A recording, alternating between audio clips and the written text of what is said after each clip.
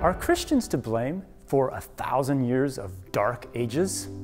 Even Monty Python does a great job making fun of this age from 500 to 1500. History and astronomy textbooks also badmouth the Middle Ages. Here's one example. An astronomy textbook claims, in medieval Europe, no new astronomical investigations of importance were made. Rather than turning to scientific inquiry, the medieval mind rested in acceptance of authority and absolute dogma. The truth is actually quite different than this. At the very beginning of Christianity, embedded in Roman culture, Christians did absorb some of the Roman distaste for science. But soon Christians created science-friendly culture in medieval Europe.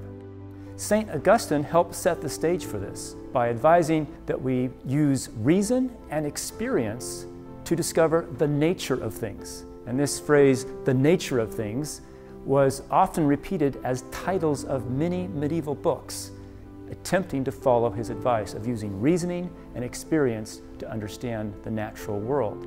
Here's an example of that tradition.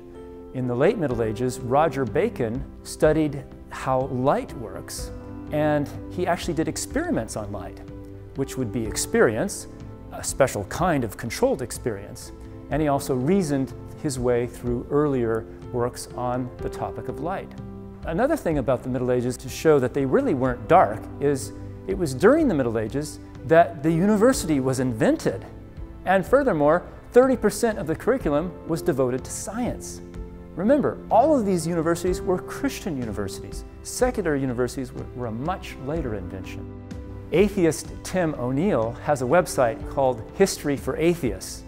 There he says, the concept of the Dark Ages is central to several key elements in New Atheist bad history. So the Dark Ages actually never happened. Medieval Christians overcame Roman distaste for science and created the foundations for modern science.